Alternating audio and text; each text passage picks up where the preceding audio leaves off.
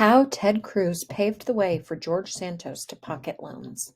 When Representative George Santos allegedly gave his campaign $705,000, he claims to have done so in the form of a personal loan. And thanks to a Supreme Court ruling last year in favor of Senator Ted Cruz, he can still repay himself every penny. George Santos calls himself simple-minded and claims support from Kyrsten Sinema. She denies it.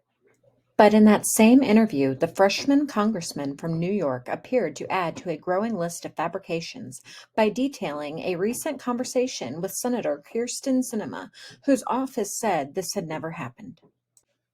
George Santos and the case of the missing $365,000.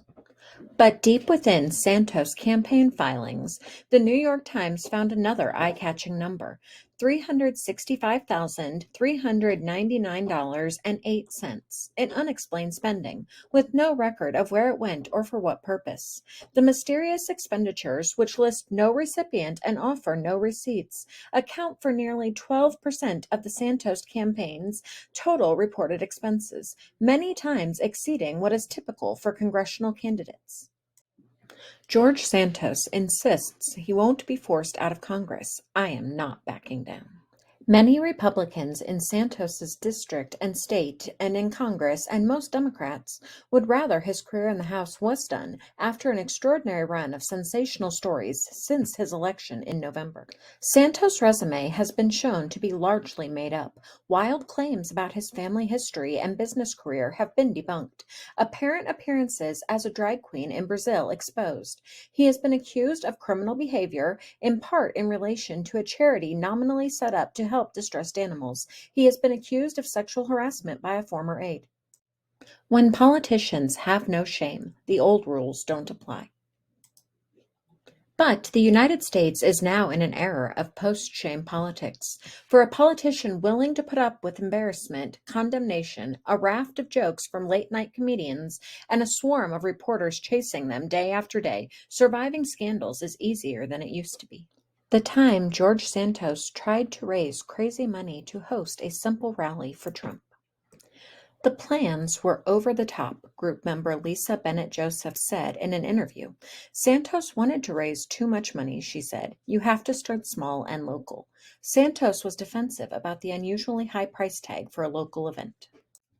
Top Republicans plot Santos' ouster as embattled freshman weighs re-election. Embattled Representative George Santos is contemplating a nightmare scenario for the House Republicans. Try to stick it out in Congress, even if he is indicted on criminal charges. After previously signaling to Republicans he would not seek re-election, Santos has recently been telling people he is considering running for a second term. George Santos gets warning to tell truth about his campaign finances. The FEC began questioning who was running Santos's campaign finances after his previous treasurer, Nancy Marks, abruptly resigned last month. The campaign then filed a statement listing Thomas Datweiler, a Wisconsin-based compliance professional, as its current treasurer, though Datweiler's attorney said he had turned down the job. Santos' most recent campaign finance report listed an Andrew Olson as its treasurer. No one by that name has ever served as a campaign treasurer, FEC records show. The campaign never provided an address or contact information for Olson, as required by law. Santos raked in cash for a recount that never happened.